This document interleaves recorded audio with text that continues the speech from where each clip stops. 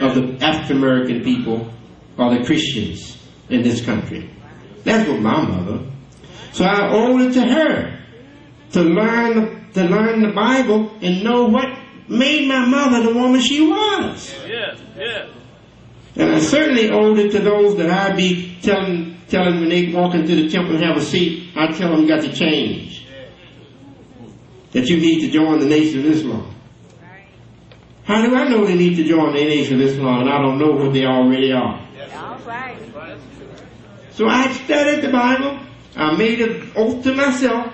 I said I'm going to read the Bible from cover to cover. From Genesis to the last word of the Bible, Revelations, the last word of Revelations in the end of the book. I said, and I'm not going to stop to question it. I'm going to read it straight through. Because I knew that if I started questioning it, I would be years reading it. I knew that. And I wanted to go on and read it and get it over. So I made an oath to myself, serious promise to myself, that I'll read it through. I did. But I also, at the same time, before I began it, with the same statement, the same oath, a part of the same commitment or oath was that after I read it through the first time, I'm going to read. I said, then I'm going to read it for a second time, and I'm going to read it to pick it apart. And that's exactly what I did. Yes, sir. But the first reading prepared me for the second reading.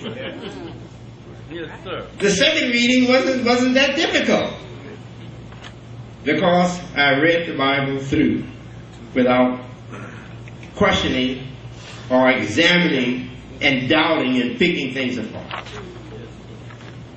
I just read it. So it gave me a lot of respect for it. Gave me a lot of respect for the Christian society of the world. Yes. For the church. Gave me a lot of respect. And I read it again and studied it. And I think you're perhaps looking at maybe one of the rarest of students of the Bible that you will find on the planet Earth.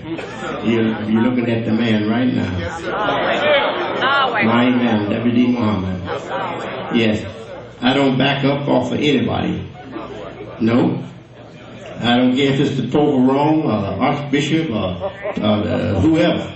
The convener of the Baptist conference, the top pastors, I don't care who they are. I don't back up for anybody. No. And I feel that where they want to take me, I can go with my own light. I don't need their candles, I don't need their flashlights, I don't need spotlights, I don't need headlights, I don't need anything from them. I can go with my own light. And they can cut their lights off if they want. And I'll go with them in the light. Thank God. Yes? That's what God did for me. Yes. Because I was innocent and sincere. And in my final words to you and the radio audience, just remember that I was appealing to you all who still want to do something with your lives. You still have moral sense. You have some moral sense. And you still respect human intelligence.